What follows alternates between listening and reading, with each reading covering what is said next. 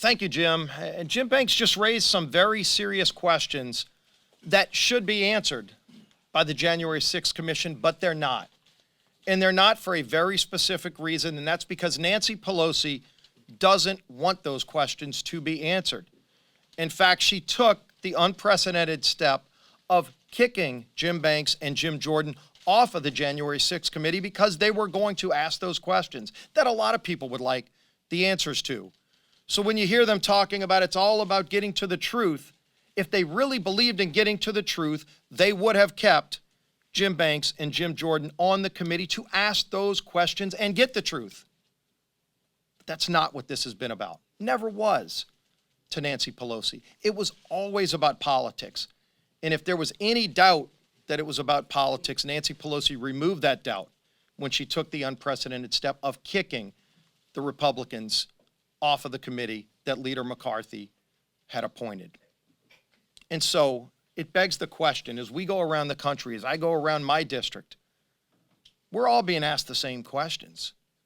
The questions our constituents are asking is, what is Congress going to do to help alleviate the problems that are hurting families in South Louisiana, all across the country? What are they going to do to lower inflation, to lower gas prices, to secure America's border? That's the questions families are asking me and my colleagues around the country.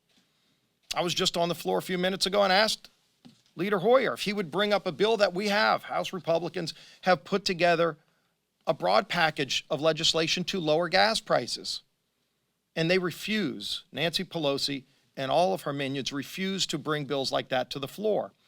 And so as you're watching tonight, however many watch, I think it's important to note what primetime lineup is not included by Nancy Pelosi. Is Nancy Pelosi going to hold a primetime hearing on inflation? I'd sure like to see that. I think a lot of Americans would. Is Nancy Pelosi going to hold a primetime hearing on lowering gas prices? They've refused to so far. They won't even bring a bill to the floor that will lower gas prices, and everybody knows what needs to happen to lower gas prices. Because just 2 years ago, we were paying about $2 a gallon at the pump, and today we're paying way more than double that. In many places, well over $5 a gallon, when we know the answer. And it's not Joe Biden going to Saudi Arabia and begging OPEC, begging monopolies, begging dictators, begging Putin to produce more oil, when the oil we need to secure America's energy security as well as our economic security is right here beneath our feet. We've got the energy here. And by the way, we produce it cleaner than anywhere else in the world. And so whatever his carbon footprint is going to be to go to fly to Saudi Arabia to talk about saving the planet by asking them to produce energy because he's beholden to the radical left who don't want to produce energy in America, why don't we have a hearing on that? Why don't we have a hearing on the border crisis? We could maybe invite Vice President Kamala Harris, who Joe Biden put in charge of it. She's yet to go to the border. This crisis is not just at our southern border. It's touching every community in America. The fentanyl that's killing thousands of young kids every single year, that fentanyl's coming across our southern border because Joe Biden has turned operational control of America's border over to drug cartels. Where's that hearing?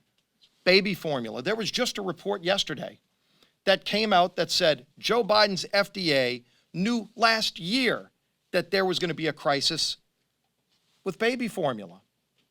He didn't even have an FDA commissioner until just a few months ago. He went a whole year without an FDA commissioner, and you wonder why the FDA was a rudderless ship under Joe Biden. Why don't we have a hearing on that during prime time? Of course, we know that this has always been about politics. Tonight, you're going to see it's about politics. And most importantly, the questions that Jim Banks raised are not going to be asked tonight and should be. And with that, I want to bring up our conference chair, Elise Stefanik.